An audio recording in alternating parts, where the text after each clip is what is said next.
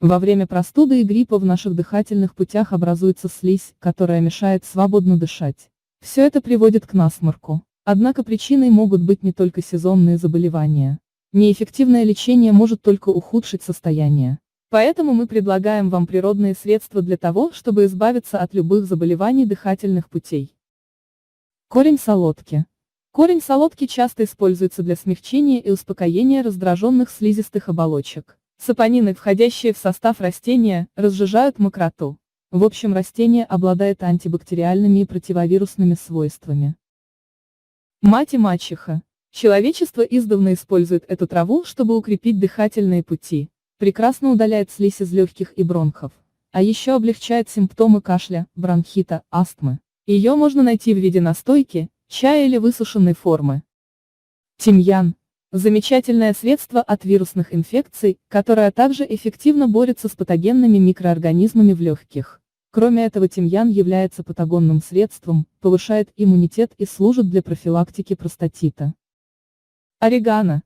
Нормализует деятельность желудочно-кишечного тракта и усиливает перистальтику кишечника. Кроме этого, душица показана как сильное патагонное и отхаркивающее средство при бронхитах, пневмонии, бронхиальной астме. Защищает организм от многочисленных инфекций, а также обладает обезболивающим, противомикробным и противогрибковым действием. Девисил. Это растение обладает способностью очищать избыток слизи, помогая уменьшить инфекцию. Это особенно полезно для тех, кто склонен к легочным инфекциям, таким как бронхит. Рекомендуется добавить чайную ложку корня девисила в чашку кипятка и выпить 3 раза в день в течение нескольких недель. Эвкалипт. Аромат эвкалипта обладает успокаивающим действием и прекрасно снимает отек и раздражение горла.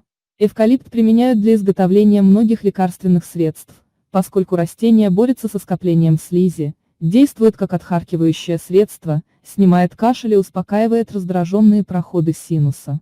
Нагрейте паровую баню и добавьте листья или масло эвкалипта. После этого необходимо сделать ингаляцию.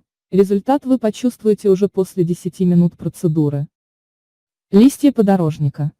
Листья подорожника прекрасно лечат воспаление слизистых оболочек и облегчают кашель. Растение обладает противомикробными, антибактериальными, антитоксическими и противовоспалительными свойствами. Мята перечная. Мята перечная содержит ментол, соединение, которое расслабляет гладкие мышцы дыхательных путей и облегчает дыхание. Также это растение очень полезно при астме, воспалительных процессах в бронхах и легких, при многих заболеваниях сердечно-сосудистой системы. Отвары, приготовленные из мятных листьев, часто применяют при различных воспалениях в ротовой полости. Шалфей. Эта специя также является незаменимой на кухне. Основное влияние на организм заключается в большом количестве антиоксидантов. Шалфей омолаживает организм и способствует сбросу веса, укрепляет иммунитет и лечит насморк.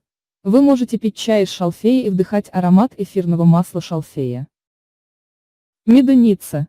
Эту траву используют уже более 4 веков для укрепления иммунитета и уничтожения инфекций. Растение прекрасно лечит различные заболевания органов дыхания. Любая легочная патология может быть смертельно опасной. Приступая к профилактике или лечению болезней травами или сборами, надо знать врага в лицо. Ставить себе диагноз нельзя, этим должны заниматься профессионалы. Но знать симптомы, отталкиваясь от которых и посоветовавшись с врачами, можно прибегнуть к лечению травами, необходимо. Если видео было для тебя полезным, ставь лайк и подписывайся на наш канал, чтобы не пропустить новые познавательные ролики.